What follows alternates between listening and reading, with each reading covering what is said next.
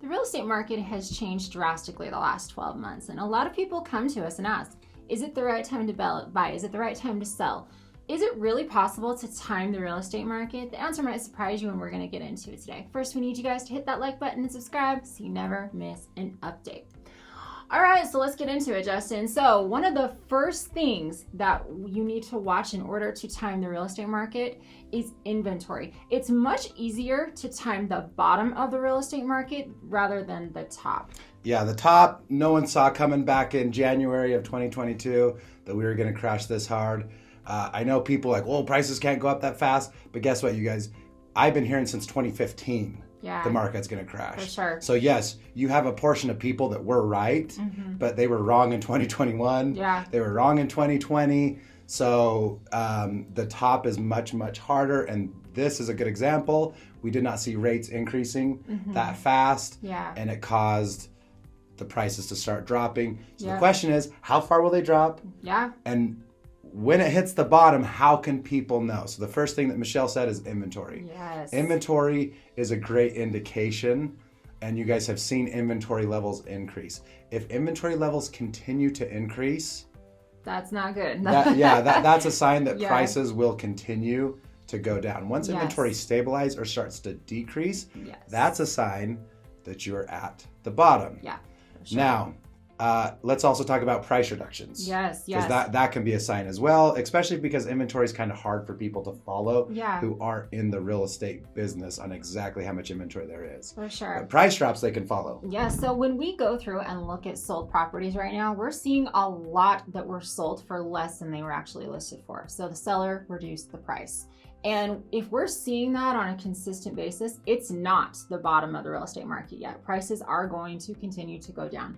Now, if they are being sold for asking price, it's starting to stabilize. And if they're starting to go for over, it's on its way back up again. Yeah. So, and that's across the board. I mean, that's not just like an isolated home, but if you're seeing this across the board. Multiple price reductions. Yes.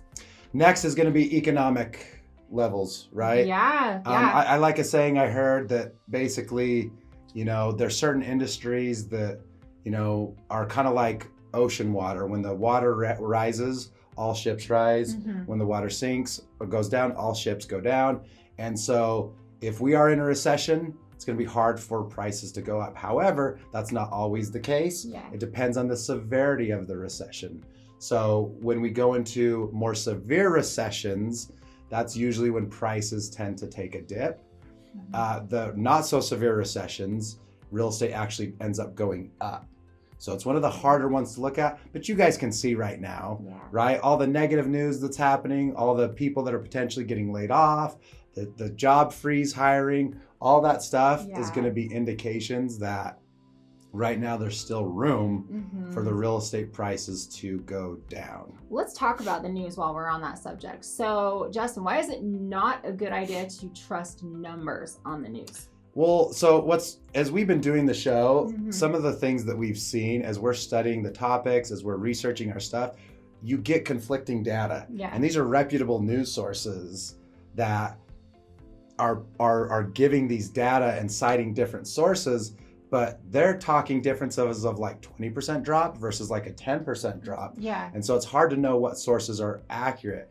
But the other thing that we really, really, really don't like about the news sources is they're, especially in real estate, they're always 2 months behind 100% on what the trends are happening. Yes. And so they might be 2 months behind saying, oh, prices are still dropping.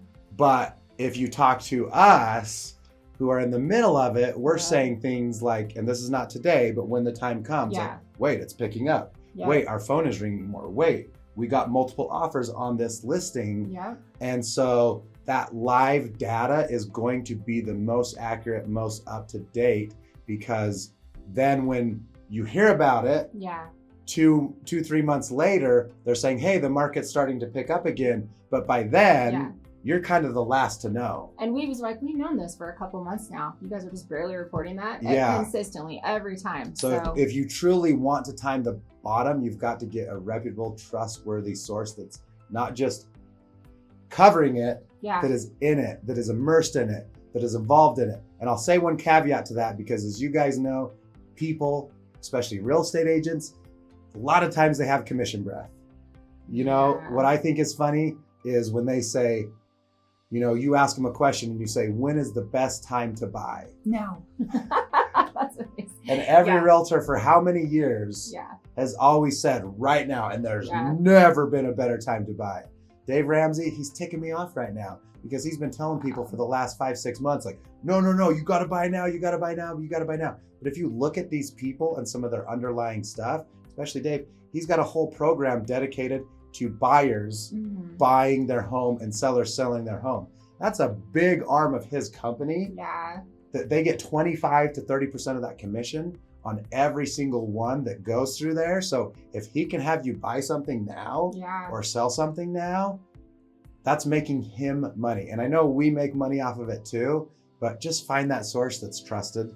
Find that source that you're hearing the truth months prior, so that when we do come out and say, hey, it feels like the bottom, you know that what we're saying is accurate. Absolutely. Okay, so we've got one final one, and that is interest rates.